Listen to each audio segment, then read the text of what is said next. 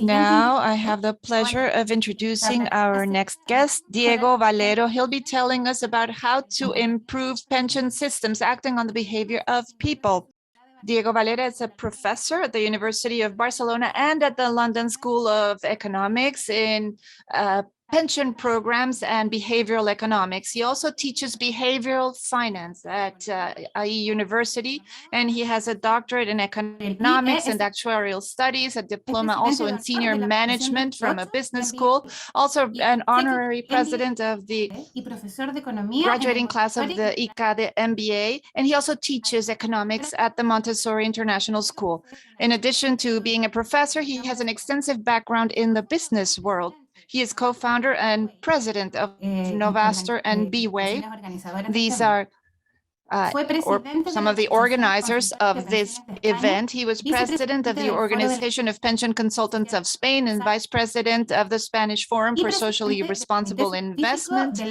And he has been the president of the Scientific Committee of the Life Colloquium 2017. He's also academic advisor of the IPE Scholarship Fund and has given presentations at the Parliamentary Commission of the Toledo's Pact in Spain and other pension commissions. He is author of books and articles, and he has translated the book by Peter Diamond and Professor Nicholas Barr, The Necessary Reform, The Future of Pensions. He published in 2018, together with doctors Guillen and Ayuso, a paper on efficient management of savings after retirement. You have the floor now, Diego. Thank you very much. I want to thank all of you who are with us today. I'm so excited to hear Laura mention so many topics, but one of them is behavioral economics. And yesterday, I think this was mentioned as well. And this shows that behavioral economics is becoming a mainstream idea. It's here to stay, and it's a new way to focus on our situation. I'm going to talk about that a little bit, but also about other matters, reflecting on what we can see as the future that's ahead of us and that we're already entering right now. And I will talk about three main topics during my presentation: how the fourth industrial revolution will impact us. And as you'll hear me say later, it's going to be a totally disruptive element, and we'll need to look at things from a different perspective. Demographics also, it's a radical change that's taking place here as well, and also climate change, one of the other dimensions in which we are having to deal with all these significant challenges for pension funds. Here I've used the date 2050, but I could have said 2040, 2060. The idea is looking into the future and where we are headed. Regarding the fourth industrial revolution, there are two levers, so to speak, that are moving the technological, economic, and the social world as well. Why not? And these are convergence and acceleration. And here we're referring to the famous Moore's Law, which tells us that approximately every 2 years, the number of transistors in a microprocessor is doubled. And we've seen that actually happen. And I have some statistics, not many, but they're very representative of the changes we're seeing. Next year, a portable computer, a $2,000 one, will have the same computing capacity as the human brain. And in 25 years, one of these laptops of the same price range, equivalent to a $1,000 computer today, will have the power of all the human brains on Earth.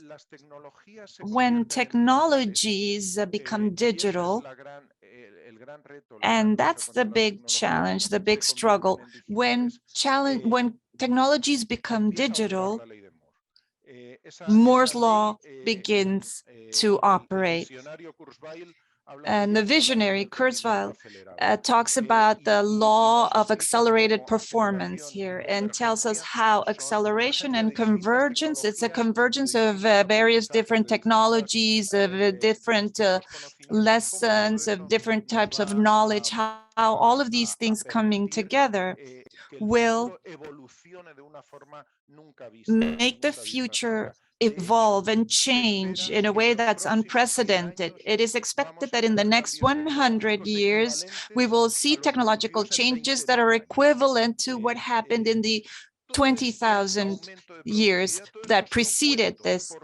And I'm telling you all of this because this will involve an increase in productivity, undoubtedly linked to that intensive use of technology. And that will reduce work time, that the time that we will devote to work will be reduced. And we'll have the digital Athens, as some describe it. In Athens, as you might remember from your studies in classical Athens, there were philosophers whose job was to think, to philosophize. They didn't have digital technology. It was slaves that they used, unfortunately, at the time. While slaves did all the work, the sages could indulge in philosophy. But what we have now is technology, and it will give us more time for other pursuits, for time to think, time to relax, and less time will need to be devoted to work. So the labor market will change radically. It's already happening. The duration of a workday in general terms is clearly shrinking. It's decreasing. It's not unthinkable that in the near future we might see the 4-day business week, and that's due to that increase in productivity thanks to technology. And it is estimated that, well, or there are people who say all of this will destroy our jobs. Really, what has happened so far is that the network has created 2.6 jobs for each one that it has destroyed. It's true that jobs have been eliminated. Yes, new technologies will kill jobs, especially the unqualified or unskilled jobs. And technology already is taking away those jobs, or changing them at least, but it's also creating new jobs for more skilled workers, more productive jobs, and probably with higher salaries as well in the future. There's something called Engel's pause. Krugman, the Nobel Prize winner, estimated that it would take place in a couple of generations in the Industrial Revolution. This simply means that every time we have a revolution of this kind, and as I said, we're at the doorstep of the fourth revolution, some people lose, and it's not an immediate change. Of course, undoubtedly, there will be people who will be negatively impacted. And when we talk about pension systems, we need to be aware that this will happen, and we have to provide all those groups of people who will be negatively impacted and who are in sectors that might end up being eliminated by this revolution. We have to give them an out. We have to give them a way to transition to something else. In order to adequately process the impacts of these new technologies, we need a behavioral change in society. It's a behavioral change also in organizations and in individuals. Andrew Scott and Linda Grattan, in their latest book, The New Longevity, talk about the difference between what they call technological ingenuity and social ingenuity. And that difference is growing. We have to provide social nudges, a social push, so that ingenuity will help us. If technology grows at a faster rate than society is able to assimilate, then we will have serious problems. How can we then succeed in developing this social ingenuity? Through behavioral sciences, seeking a change in behavior. And those changes in behavior and those aspects that are relevant for an event such as this one are related, for example, to the financing of pensions, the reformulation of our career paths in these more long-lived societies. Jim Paterba estimates that for every 10 extra years of life that we have, we need to work for 7 additional years in order to finance our retirement. So we have to change that map, that idea that we have that there's a fixed retirement age. All that needs to be changed. These social impulses, that social ingenuity, creativity that can help us redefine the role that we as a society will play in this time of revolutions that we're already experiencing, that we are already immersed in. Regarding demographics, first I'd like to show you this. You may have seen it already. I've modified it a bit. You'll see it's a graph that shows us the evolution of longevity in the world. It's a graph in motion. I'll tell you what it's about briefly so you understand it. Here on the x-axis, number of children per woman. Here on the y, life expectancy. Here we see these colored circles that indicate various countries. The color code, you'll see it on the little map that you have on the right.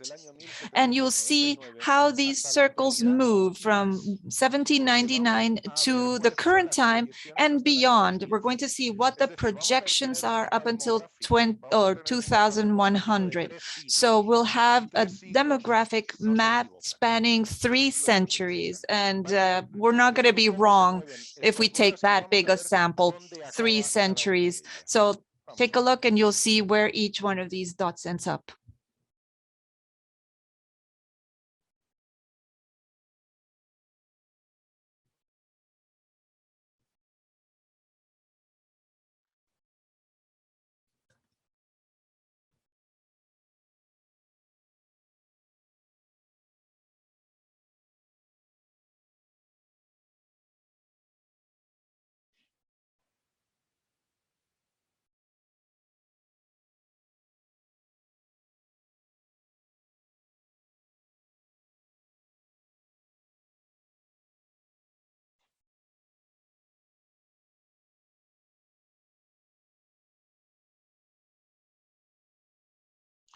Fíjense dónde estamos en el año 2100.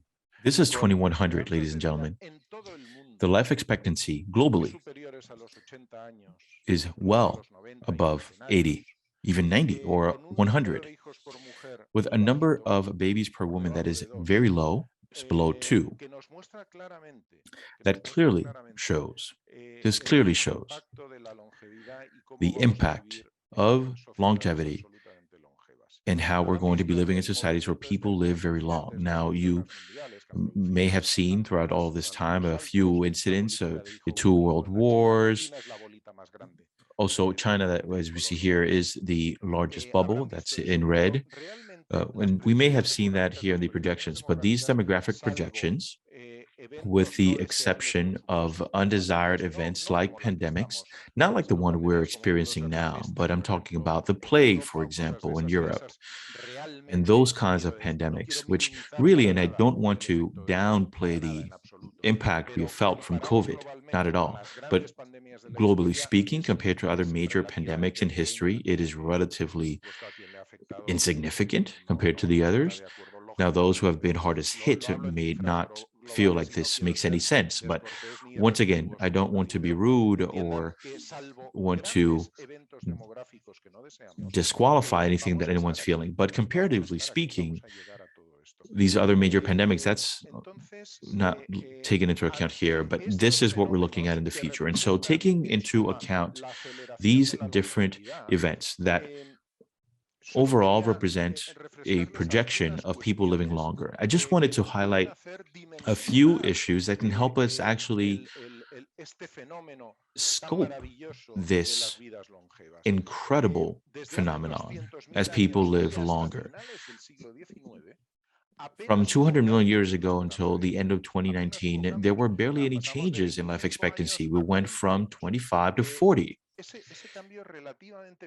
That relatively small change is something that was completely shattered in the 20th century, and then longevity picked up. And so it could be Moore's law when it comes to longevity. And this means that we see a drastic increase in longevity. And there are a number of other issues to look at when it comes to aging. For example, there are 3 items here that I wanted to highlight. Once again, I'm not an expert. I'm simply putting these in my presentation because I believe that they're very thought-provoking.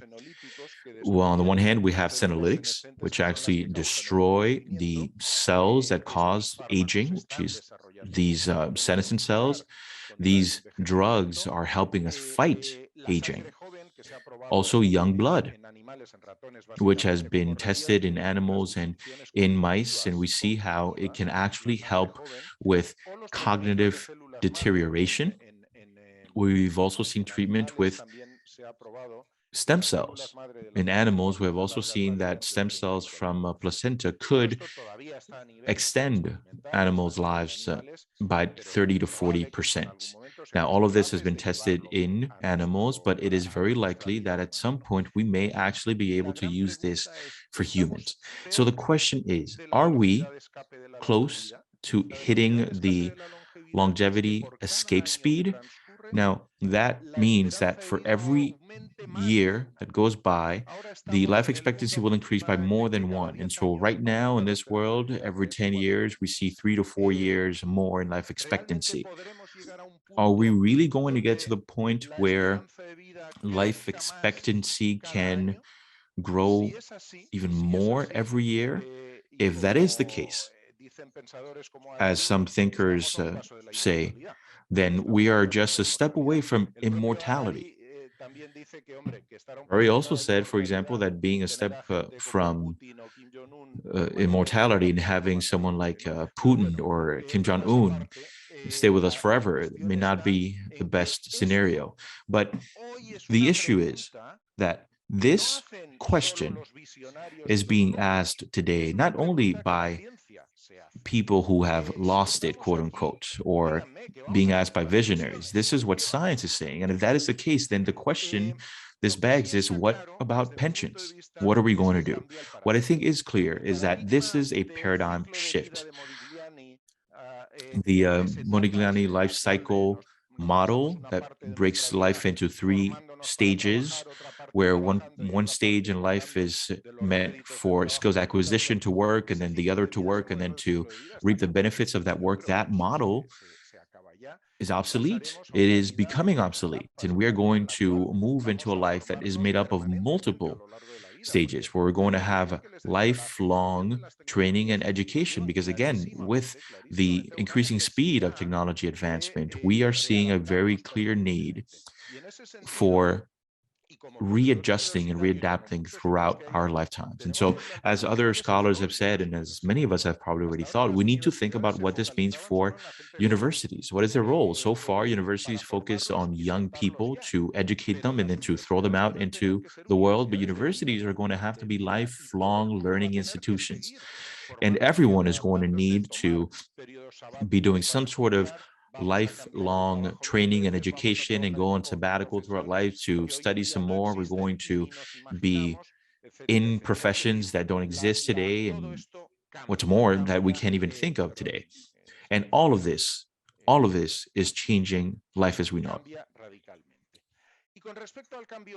Now, in terms of climate change, that is the third factor I wanted to present today. What we need to work on now is actually just standardizing what we understand as climate change, because climate change is here. Now, the different COPs have reminded us that it is with us. What it doesn't remind us of is what to do to prevent it from being with us. But it is with us. It is going to be with us for a long time. We cannot change that. But beyond just mitigation, what we need to do is adapt more than mitigate.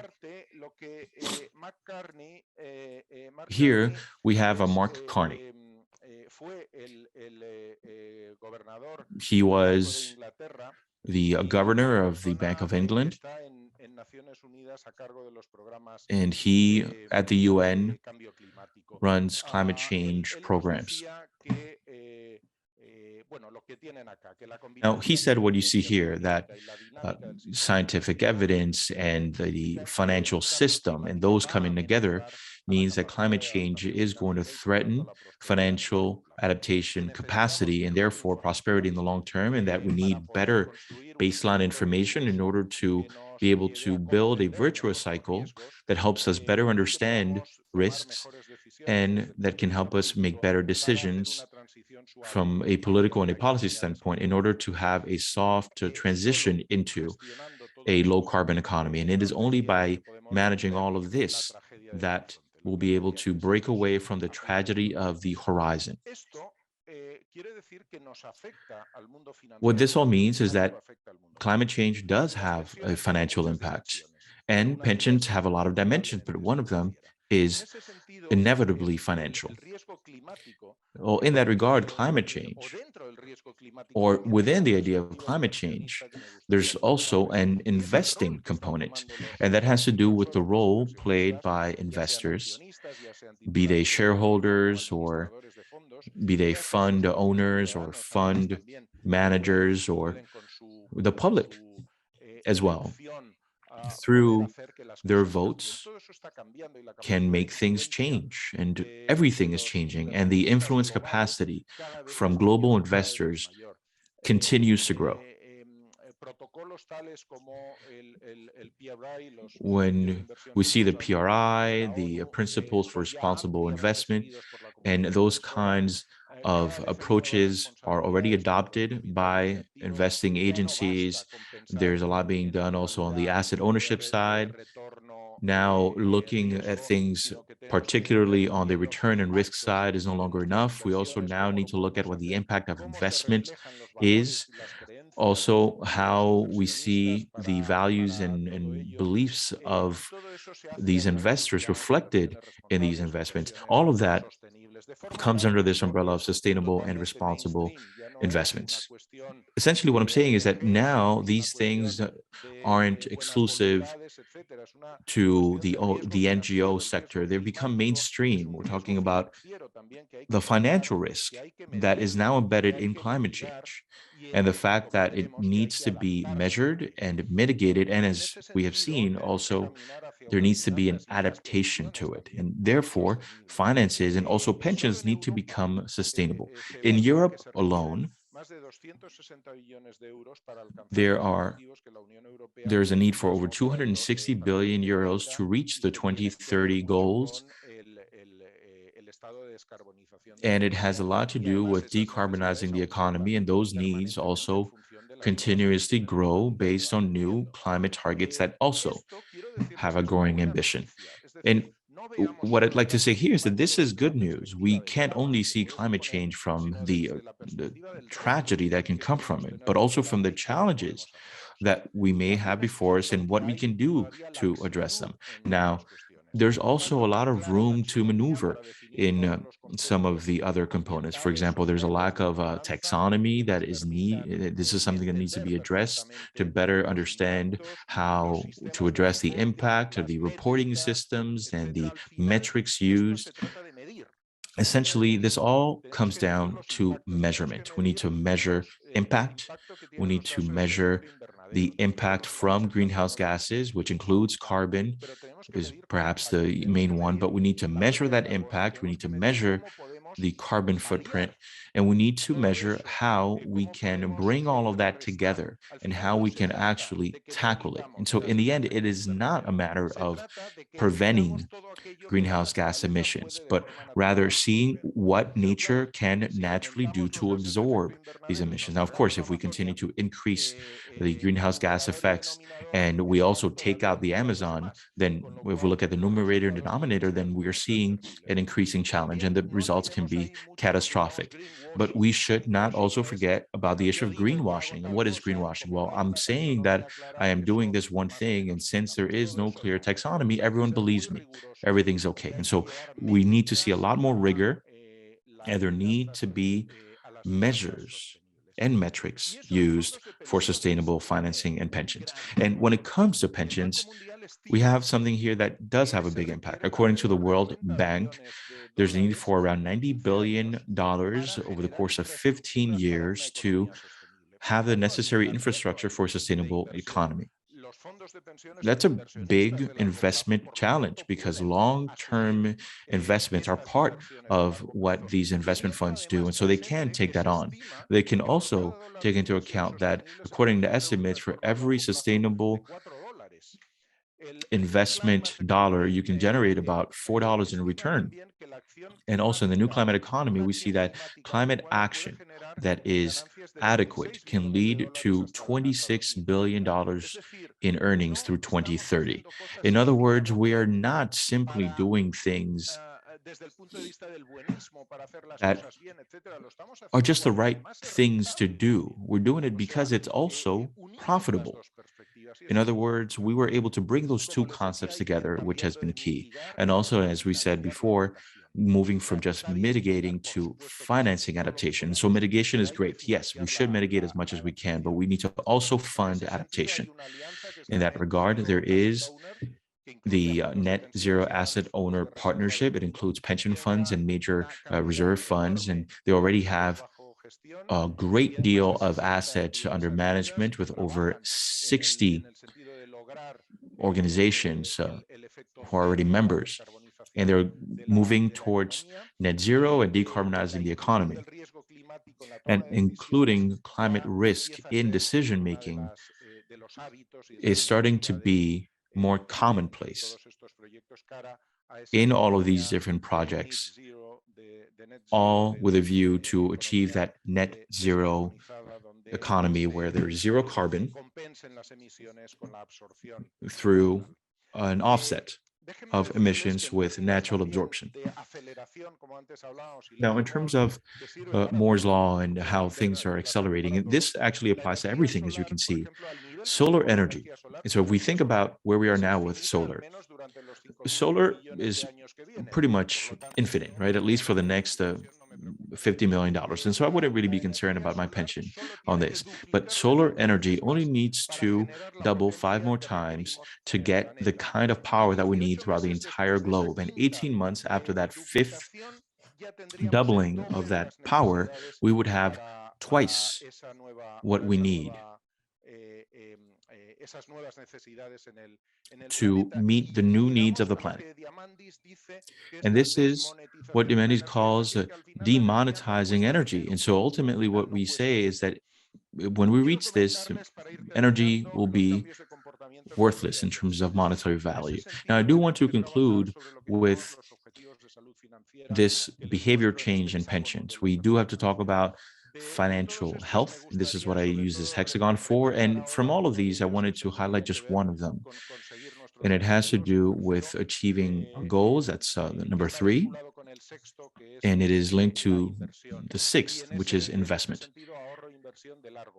And we're talking about investment and savings that are long-term. That's absolutely key. We need to improve our financial health. And here, I would like to call on businesses and governments as well, of course, so that they also start to care more about financial health for the public and for their employees, and to ensure that there are shared commitments, the same way that we saw social safety and safety nets and social protection, and just make sure that that same level of commitment to ensuring that we're where things need to be also applies to financial health.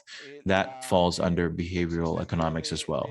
Now, in that regard, with the nudge units that exist, for example, and BITs and other behavioral economics offices, bureaus, and units, and some of the other processes that Laura mentioned, the fact that with the retirement savings lab at the IDB, there's been a lot of work done, and that this has also been included in reports that have been published by the lab and by the wonderful team at the bank. This has helped highlight issues like what we're highlighting here, the fact that automation processes have shown how pension systems can greatly improve, how we can use automation, how we can use the default options to improve how systems work. We need to work a lot more in information and awareness raising and how information is presented. Yesterday, we heard from Professor Barr about the big three, the Olivia Mitchell and Emily Luzardi's experiments on financial literacy in the world and how pretty much all countries around the world fail that test, and the kinds of behavioral incentives we can work on. There's one that has been tested and tried, and this is the matching contributions. Another that is starting to grow in the world as well is the consumption-based pensions for long-term pensions. Another important role to be played is the behavioral financial literacy. And I do have to say, as much as I do stand behind this idea of how important it is to ensure there is financial literacy, it is not a panacea. I know I do have to close, but I do need to say that to close that our brains work with two systems. One system is the one that works with the reflexes, what is automatic. The second system in the brain is the one that works with deep knowledge. Financial information and financial literacy works with the system number two. But for us to be able to react when it comes to pensions, we need to start with system one. System two can help to really deepen that, but system one is the entryway. Now, this is something that we hear from Merton and Moralidar, and this has to do with education. Don't ask the consumer to learn to use your product. Design a product that your consumer can use given the knowledge you already have. I think that that is a fantastic sentence. This is from someone actually that participated in last year's edition of this program and shared a lot of great insight. Final thoughts? Retirement age, I believe that that was already clearly expressed. It needs to be pegged to a life expectancy. We need to also work on active aging. These longer living societies need to ensure that they're aging actively.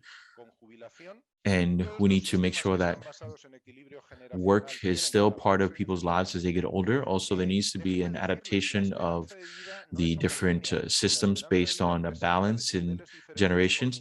Also need to understand that life expectancy is not homogeneous. We tend to see that people with lower income tend to have a lower expectancy rate. And sometimes this difference can be between 3 and 15 years. So these different pay-as-you-go systems and the other systems that try to address everything in a blanket way, it means that the rich can benefit more than the poor. So that needs to be reviewed. Samuelson also showed us that a generational balancing system, this pay-as-you-go system,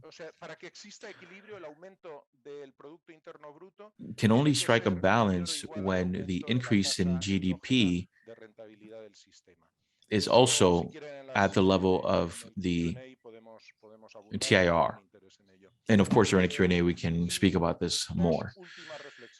Two final thoughts. Long-term savings has different benefits for economies and can reduce poverty.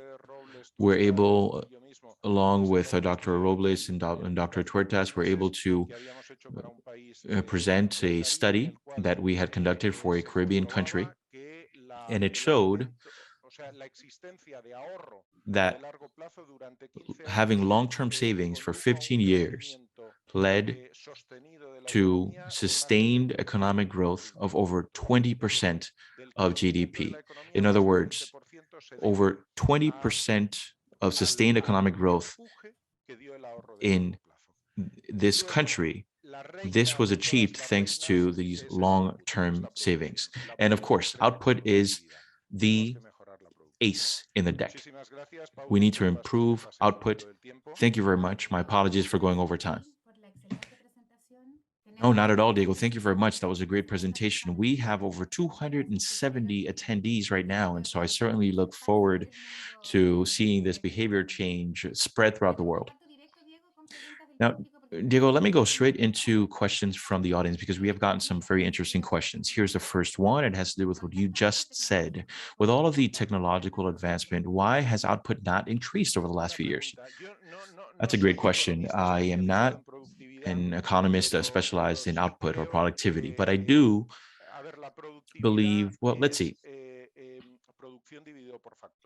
Essentially, we have a output divided by different factors, and that's what gives us productivity. And so productivity has gone up, but factors have also increased. Factors, by that we mean wages. Wages have gone up, perhaps not so much over the last few years. And of course, during the pandemic, that hasn't been the case, but the factors have been increasing. Capital, for example, is one, work is another, natural resources, which are the kinds of factors that are also involved in productivity, those have increased, and they have increased proportionally more than production have. Therefore, productivity around the world has not gone up. New technologies boom, I do believe, is going to lead to a spike in productivity. I'm sure of it. Great. Well, next question. Yes, new jobs will be created with the technology boom we're seeing now. But what do you do with the individuals who will not be able to reach the new level of skills required? And sorry, let me just finish with the last part of the question, Diego. So education, for example, could fail. Therefore, it could be an issue of a new, and this comes with a question mark, a new social covenant, a social contract, or different models. For example, UBI, or universal basic income. Yes, I do agree. Jobs will be cut. And also for the group of individuals who will not be able to reskill for a number of reasons, not only because of their age. Now, let me be clear here. We're not calling into question age here because people can adapt to a lot of different things. The issue has to do with the willingness to train everyone so they can find their place in the new economy. That is the true question. But that willingness, and it also applies to not only businesses, but also the government, is what is vastly lacking. So what do? In that social growth, we cannot leave anyone behind. That is an imperative. And I'm not a Marxist, but there is an issue here, and it has to do with the plusvalia distribution. Now, we go back 200 years. What we need to do is help those who are going to be lagging behind in this process, help them through decisive action from government. On the one hand, using UBI, universal basic income, there's no doubt about that, but also by investing in training and in skilling these individuals so they can continue to have work, which may not be a thermonuclear engineer, but they can still find work in this world that is fast approaching. Great. There's another question here that has a lot to do with this topic we're discussing. So increasing your retirement age, it could be one of the pension policies that would be most effective to address sustainability and adequacy, in addition to having a positive impact in the economy. However, increasing retirement age is probably the policy that leads to the most pushback from society. In behavioral economics, how can that help a society accept the idea that going forward, we will need to work longer? Well, I should say this, this is something that I fully agree with, and also something that we have been enduring in Europe so far, and in Latin America, the time will come as well. There's no doubt about that. Now, there are two things here as I see it. So the first has to do with an actual education, right? There's an explanation here. Again, financial literacy can help with one part, but not all of it. And there are a number of other components here. For example, there have been retirement age automatic increases in a number of European countries that are linked to an increase in life expectancy. But the political discussion needs to take place and happen once and not any more than that. And there doesn't necessarily need to be this full-on link where with every 1 year that's added to life expectancy. There's one more year added to the retirement age, but have a similar system. Now, say, for example, when you have someone who is 65 now and you tell that person that that retirement age is going to go up to 67.